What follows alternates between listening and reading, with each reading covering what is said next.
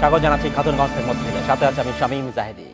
সাভারের রানা প্লাজার বিপর্যয়ে 2 বছর পূর্ণ হতে যাচ্ছে আগামী 24শে এপ্রিল। দুর্ঘটনায় ক্ষতিগ্রস্তদের 70% ক্ষতিপূরণ দেওয়া হয়েছে বলে জানিয়েছেন আন্তর্জাতিক শ্রম সংস্থা বা ILO। তবে সবাই সমান হারে ক্ষতিপূরণ পাননি বলে অভিযোগ বিভিন্ন শ্রমিক সংগঠনের। ক্ষতিপূরণ দেওয়ার প্রক্রিয়া স্বচ্ছতা নিয়ে প্রশ্ন তুলেছেন টিআইবি। আজ আমাদের আলোচনার বিষয় রানা প্লাজার ক্ষতিপূরণ। এই নিয়ে আলোচনা করতে আমাদের সাথে স্টুডিওতে রয়েছেন Bangladesh institute of labour studies বা বিলসের সহকারী নির্বাহী পরিচালক সৈয়দ সুলতানুদ্দিন আহমেদ এবং বিআইডিসির senior research fellow doctor Naznin Ahmed. তবে মূল আলোচনা যাওয়ার আগে দেখে নেব একটি প্রতিবেদন। রানা প্লাজা বিপর্যয়ে একমাত্র সন্তান আরিফকে হারিয়েছেন বিধবা খোতেজা বেগম। জীবন চলছে এখন সহায়তার ক্ষতিপূরণের সামান্য টাকা। আমি ওই ছেলেটা নিয়েই থাকতাম, ওই ছেলে আমার সব কিছু আছে, ছেলে আমার অবিলম্ব আসছিল। তবে অভিযোগ আছে একই রকম ক্ষতিগ্রস্ত হলেও সমান ক্ষতিপূরণ পাচ্ছেন না অনেকে। কেউ 53 লাখ টাকা পেয়েছেন, আবার কেউ দেখা যাচ্ছে যে কিছুই পাননি, এরকম আছে, কিংবা কেউ 1 লাখ টাকা পেয়েছেন। এই যে একটা বৈষম্য, এই যে একটা তারতম্য একজনের সাথে আরেকজনের, এটা কিন্তু আরো ভয়াবহ ধরনের একটা বিশৃঙ্খল পরিস্থিতি সৃষ্টি করেছে। এই জন্য সরকারি সহায়তার বাইরে শ্রমিকদের ক্ষতিপূরণ দিতে ILOর তত্ত্বাবধানে 1 বছর আগে গঠন করা হয় রানা প্লাজা ট্রাস্ট ফান্ড। প্রাথমিকভাবে বিদেশি ক্রেতাদের কাছ থেকে $4 কোটি জমা হবার কথা ছিল এতে। ক্ষতিপূরণ দেবার কথা ছিল ক্ষতিগ্রস্ত 3,500-এর বেশি জনকে। তবে 1 বছরে তহবিলের আকার কমেছে $1 কোটি। সরকারি সহায়তাকেও যুক্ত করার চেষ্টা চলেছে এতে। তহবিল থেকে সুবিধা পাবেন বলে বলা হচ্ছে, তার মধ্যে থেকে একাংশ বিতরণ করা হয়েছে, কিন্তু এই বিষয়গুলো ঠিক পরিষ্কারভাবে ট্রাস্ট ফান্ডের মতো একটা প্রতিষ্ঠানের পক্ষ থেকে এই ধরনের স্বচ্ছতার প্রয়োজন, সেই স্বচ্ছতার সাথে তারা সেই বিষয়গুলো তথ্যগুলো প্রকাশ করেনি। তবে ILO বলছে এ পর্যন্ত 2,800 জনকে $2.40 লাখ সহায়তা দেয়া হয়েছে। বাকি টাকাও দেয়া হবে শিগগিরই। About 50 cases are still being examined. 50টি ঘটনা ছাড়া আমরা প্রায় সবাইকে তাদের ক্ষতি অনুসারে ক্ষতিপূরণ দিচ্ছি। এখন পর্যন্ত ক্ষতিপূরণের 70% কাজ শেষ হয়েছে। Of the compensation has been paid. Rana plaza বিপর্যয়ে নিহত হন 1138 জন শ্রমিক। হাত পা হারিয়ে আহত হন 2000-এরও বেশি। আর চাকরি হারিয়ে ক্ষতিগ্রস্ত হয়েছেন আরও অনেকে। Shaon Hasnat, independent news, Dhaka. দেখলাম প্রতিবেদনটি আমরা। জনাব সৈয়দ সুলতানুদ্দিন আহমেদ এবং ডক্টর নাজনীন আহমেদ, আপনাদেরকে স্বাগত জানাচ্ছি অনুষ্ঠানে। কেমন আছেন আপনারা? জি, ভালো আছি, থ্যাংক ইউ। জনাব সৈয়দ সুলতানুদ্দিন আহমেদ, প্রথম প্রশ্ন আপনাকে দিয়ে আমরা শুরু করতে যাচ্ছি। আমাদের প্রতিবেদনে দেখিয়েছি, আমরা বলছি যে এখানে যে অনেক শ্রমিকরাই বলছেন, তারা শ্রমিক সংগঠনরা বলছেন যে এই রানা প্লাজার যে দুর্ঘটনা, সেই ক্ষতিগ্রস্ত অনেকেই ক্ষতিপূরণ পাননি। ILO বলছে 70% হয়েছে। আমরা এটাও জানি যে বিভিন্ন সময় আমরা দেখেছি যে ক্ষতিগ্রস্তের পূর্ণাঙ্গ তালিকা এখনো আসলে তৈরি করা সম্ভব হয়নি। সব মিলে কি অবস্থা ক্ষতিপূরণ দেওয়ার ব্যাপারে? ধন্যবাদ। আমি প্রথমেই গভীর শ্রদ্ধা জানাচ্ছি এবং সমবেদনা জানাচ্ছি যারা 2 বছর আগে এই সময় বেঁচে ছিলেন, কিন্তু তার পরের দিন 24 ঘন্টা পর আর তারা বেঁচে ছিলেন না বা সুস্থ ছিলেন না। আমাদেরকে একটা যে মনে রাখতে হবে যে আলোচনাগুলো হয়েছে খুবই যথার্থ প্রশ্ন। এই প্রশ্নগুলো অনেক আগেই মীমাংসা হয়ে যাওয়া উচিত।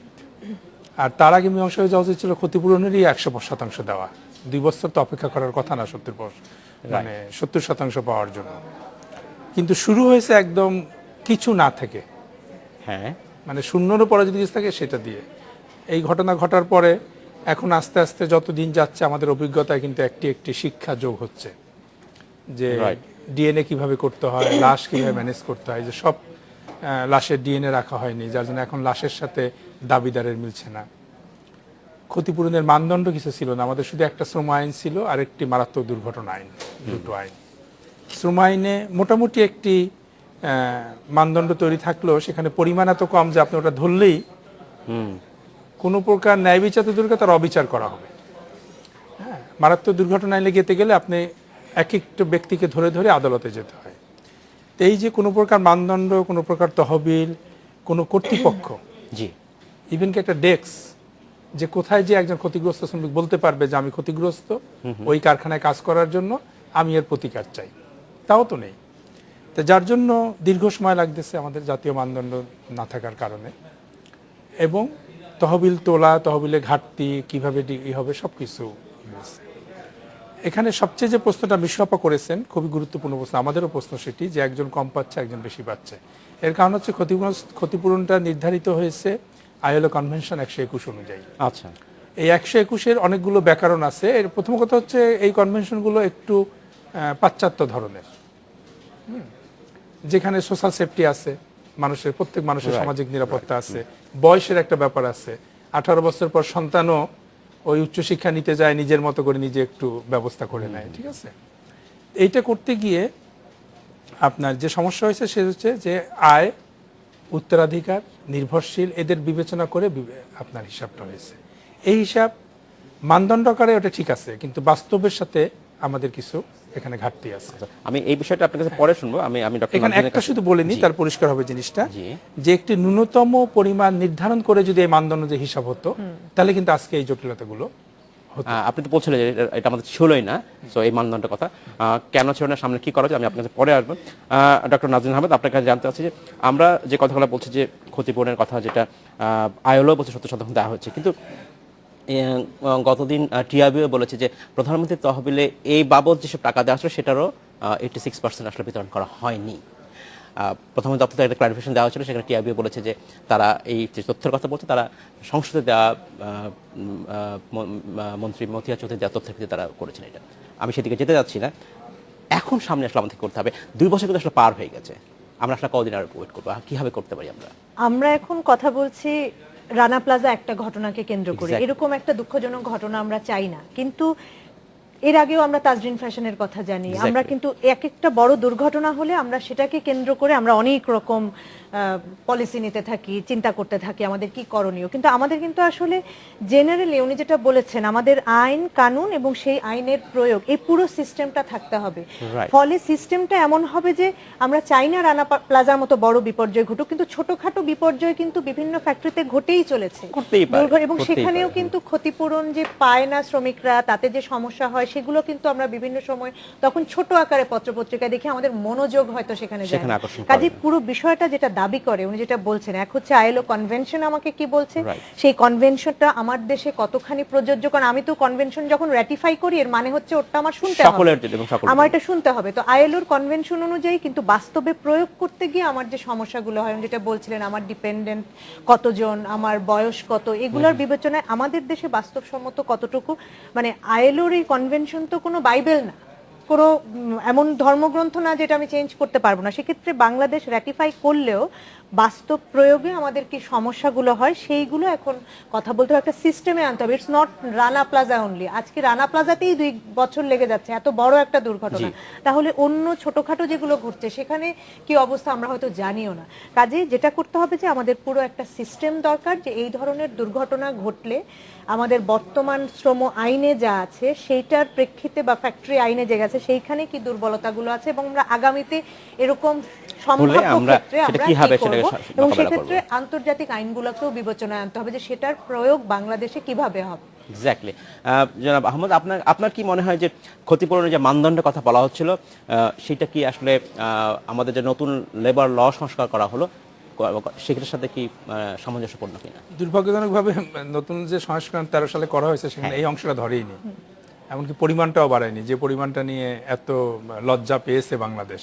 আচ্ছা, হ্যাঁ, যতগুলো জিনিস নিয়ে, একটা তো হচ্ছে দুর্ঘটনার জন্য দায়ী দুর্বলতা, ব্যর্থতা, সেটা আলাদা। লজ্জা পেয়েছে কিন্তু কম মজুরি এবং ক্ষতিপূরণের পরিমাণ কম নিয়ে, যেটা কিভাবে থাকে একটি আইনে, সেটা কিন্তু ধরা হয়নি।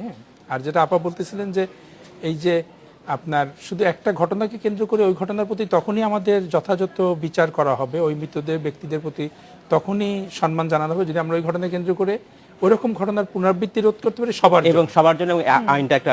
ইতিমধ্যে কিন্তু 2টা ঘটনা ঘটেছে, মিরপুরে প্লাস্টিক কারখানা একটা, কোনো ক্ষতিপূরণই পাইনি কিন্তু আমার জানা মতে, বা পেলেও আমি শিওর একটা 1 লাখের উপরে যায়নি, কারণ ওখানে কোনো মানদণ্ডের বিচার হয়নি। তো আমি আবার রানায় চলে আসি। তো এই জন্য যে আমাদের এখনই যেটা জরুরি দরকার, 2 বছর পূর্তিকে আমরা যদি মানে ন্যায় বিচার করতে চাই ক্ষতিগ্রস্তদের প্রতি, তাহলে আমাদের প্রথম দরকার ছিল সবাইকে ক্ষতিপূরণ, সম্পূর্ণ ক্ষতিপূরণ দেওয়া, কিন্তু পাশাপাশি এমন কিছু উদ্যোগ গ্রহণ করা, প্রাতিষ্ঠানিক উদ্যোগ, যার মাধ্যমে আপা যেটা বলেছেন যে এই ঘটনা ঘটার সাথে সাথেই যেন সুবিচারটা করা যায়, একটা নিয়ম যেন নিয়ে আসা যায়। তার মধ্যে একটা হচ্ছে ওই আন্তর্জাতিক মানদণ্ডকে ভিত্তি করেই একটি জাতীয় মানদণ্ড, এবং জাতীয় মানদণ্ডের ক্ষেত্রে এখনো যেটা হওয়া দরকার, যেটা আমি তো ওই কমিটির সদস্য হিসাবে আমরা ওটা আলোচনাও করেছি সেখানে, যে একটি ন্যূনতম পরিমাণ থাকতে হবে, ওই মানদণ্ড অনুযায়ী বিচার হবে। ন্যূনতম মজুরির মতো যে একটা আপনার যদি 10 লক্ষ হয় তাহলে 10 লক্ষের উপরে উঠতে পারবে, নিচে নামতে পারবে না। যে ক্ষতিপূরণ দেখা গেল, কারণ এখানে হয় কি জটিল ব্যাপারটা, যে একজনের আয় কত, সে আজীবনে কত আয় এই করবে। ধরনের আইন করার ক্ষেত্রে যারা বড় স্টেক হোল্ডার, ইন্ডাস্ট্রি ওনার, তাদেরও তো একটা মতামতের ব্যাপার আছে, সেইটা কি আমরা না, অবশ্যই তাদের মতামতের ব্যাপার আছে, এবং সেই তাদের জ্ঞানেও এটা থাকতে হবে, তাদের কাছে ইনফরমেশনটা থাকতে হবে, কারণ যে উনি ক্ষতিপূরণ যখন দিতে বিজনেস হবে। করছেন, উনি যখন Exactly. ওনার ফাইন্যান্সিয়াল অ্যাসেসমেন্ট করেন একটা বিজনেস, উনি কিন্তু রিস্ক অ্যাসেস করেন যে ওনার এই Exactly. বিজনেসের রিস্ক কতটুকু, Right. এবং সেখানে কিন্তু এটা ওনাকে, এটা কোনো দয়া দাক্ষিণ্যের প্রশ্ন না, এই Absolutely বিষয়টি আমি নয়, বলতে চাই যে absolutely এটা একটা অধিকার। একজন সে যখন একটা শ্রমিক যখন কাজ করতে যাচ্ছে, সে কিন্তু একটা রিস্কে যাচ্ছে ওইখানে। Right. আমি ঘরে বসে থাকলে যতখানি রিস্ক, আমি কিন্তু ওইখানে একটা বেশি মাত্রায় রিস্কে যাচ্ছি, কারণ ওখানে মেশিনারিজ আছে, ওখানে অনেক রকম যন্ত্রপাতি আছে, কেমিক্যালস আছে। কাজেই অবশ্যই যিনি ওনার, তার এই রিস্কটা কিন্তু তাকেও এবং শেয়ার ব্যবসা করতে শুরু করার আগে তাকে এগিয়ে এটা আসতে মাথায় হবে। রাখতে হ্যাঁ, উনি হবে। যখন ফাইন্যান্সিয়াল রিস্ক অ্যাসেসমেন্ট করেন, ওনাকে এই বিষয়গুলোকে মাথায় রাখতে হবে, এবং অবশ্যই ওনার মতামত নিয়ে এবং সেইভাবে ওনাকে জানিয়েই জিনিসটা করতে হবে। ধন্যবাদ ডক্টর আহমদ। আমাদের সময় হচ্ছে এটা বিরতি যাবো, ফিরে এসে আমরা আবার কথা বলবো। সময় হলে একটি বিরতিতে যাবো, আর ফিরছি শীঘ্রই, সাথেই থাকবে।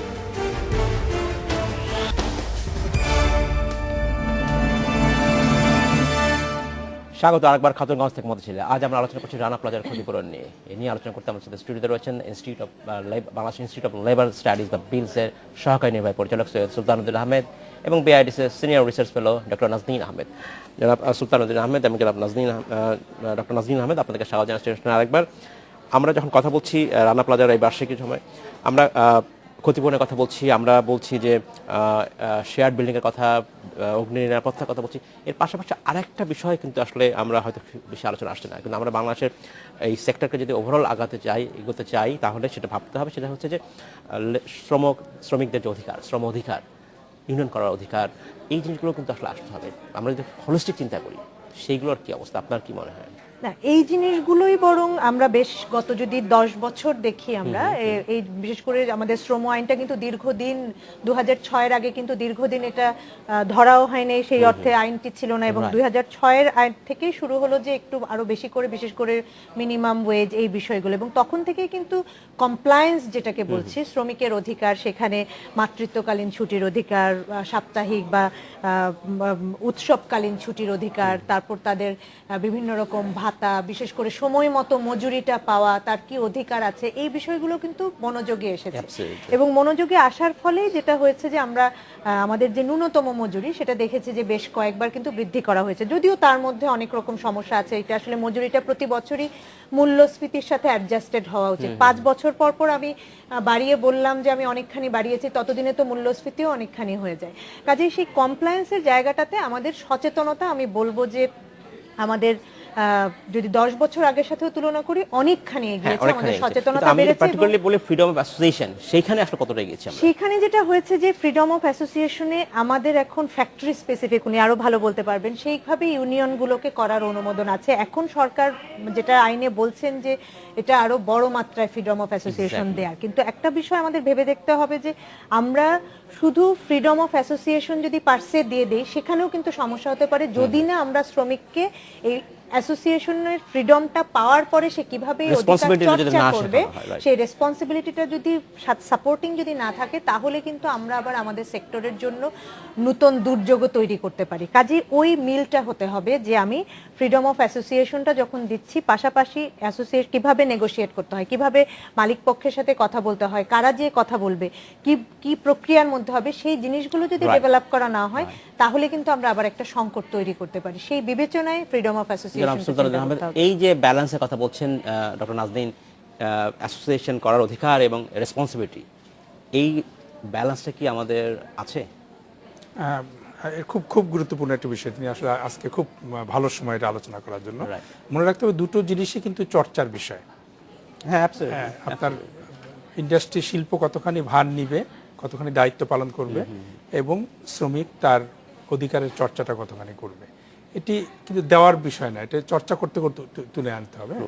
আমাদের দুর্ভাগ্য হচ্ছে যে আমরা এই দুটোকে সবসময় মনে করি যে প্রস্তুত করে তারপর দেবো, যেমন ইন্ডাস্ট্রির ক্ষেত্রে। হ্যাঁ, ইন্ডাস্ট্রির ক্ষেত্রে দীর্ঘদিন কারণ আমাদের অভিজ্ঞতাটা খুব খারাপ। আমি বলতেছি, আমি আসতেছি, ওখানে আসতেছি যে আপনার নিয়ম হচ্ছে বয়স বাড়ার সাথে সাথে ভার বাড়বে, তাহলে শক্ত হবে সবকিছু। কিন্তু আমরা এখন ওই যে কর রেয়াত দাও, ওই প্রণোদনা দাও, এই করো সেই করো, আমরা এখানে কিন্তু ইন্ডাস্ট্রিগুলোকে চালাচ্ছি। ঠিক তেমনি ফ্রিডম অফ অ্যাসোসিয়েশনের ব্যাপারটা আপনি মনে রাখতে হবে যে বাংলাদেশের জন্য কিন্তু এটা নতুন না। বাংলাদেশে কিন্তু সেই 1886 সাল থেকেই এটা চলে আসতেছে, আমাদের এই তারও আগে থেকেই আসলে চলে আসতেছে, আমাদের প্রথম ইউনিয়ন হয়েছে অনেক আগে। হ্যাঁ, কিন্তু কোথাও কোথাও হয়তো যেটা আপনি বললেন যে অভিজ্ঞতা খুব ভালো না, কিন্তু আমি যদি বলি যে ইউনিয়ন না থাকার যে অভিজ্ঞতা তার ওর চেয়ে খারাপ কিনা, আমরা সেটা জানি যেমন না। রানা প্লাজায় যদি ধরেন, রানা প্লাজা আমরা বলতেছি যে একটা বড় ধস বা দুর্ঘটনা, হ্যাঁ। কিন্তু মূল তো বিষয় হচ্ছে যে শ্রমিকরা ঢুকতে বাধ্য হয়েছিল। তো এই শ্রমিকরা ঢুকতে যদি বাধ্য হতো না, কখন যদি শ্রমিকদের মধ্যে এই ধরনের আস্থা থাকতো, সাহস থাকতো যে আমি না ঢুকলে আমার ক্ষতি হবে এই না। কাজটা আসলে হচ্ছে কিনা যে উনি যেটা বলছেন এটা কিন্তু দরকার, মানে ইউনিয়নটা কোন ইউনিয়ন থাকতে হবে, আকৃতির হবে, এখন কি ফেডারেশন হবে কিনা, বাইরে বা নাকি একটা ফ্যাক্টরি স্পেসিফিক হবে কিনা? factory না, specific বাংলাদেশের হবে আইনে কিনা, ওই ইউনিয়নটা 3 টায়ারে হয়, ফ্যাক্টরি স্পেসিফিক হয়, মূলত বার্গেনিংটা ফ্যাক্টরি লেভেলে হয়, Right. তারপরে ওই একাধিক ফ্যাক্টরি লোকজন শিল্প পর্যায়ে করে, তারপর একাধিক শিল্প লোকজন জাতীয় ফেডারেশন করে। কিন্তু আমরা ফ্যাক্টরি স্পেসিফিক এই জন্য বলছি, আমরা দেখেছি অনেক অনেক শিল্প কারখানায় যখন যারা সিবিআই নেতা হন তারা কিন্তু সেই ফ্যাক্টরিতে কাজ করেন না। হ্যাঁ, এই যে এত এখন যেমন নেতিবাচক একটা অবস্থা, সেখানে এখন কিন্তু ফ্যাক্টরি স্পেসিফিক অনেক ইউনিয়ন কিন্তু হচ্ছে গত হচ্ছে এখন, এবং এই তো কয়েক বছরে। করে অর্থাৎ যে কোনো একটা অধিকার তাকে চর্চা করার সুযোগ দিয়ে তারা সক্ষম করতে হয়, Right. এবং সেটার যে নেতিবাচক দিকগুলো আছে সেগুলোকে দূর করতে হয়। আমি কিন্তু কোনোদিনই আলো না দিয়ে অন্ধকারকে দূর করতে পারবো না। হ্যাঁ, হ্যাঁ, তো সুতরাং আমি বলবো যে এটি, আর মানবাধিকারের প্রশ্নে কিন্তু যেমন আগেও আমরা আলাপ করতেছিলাম Right.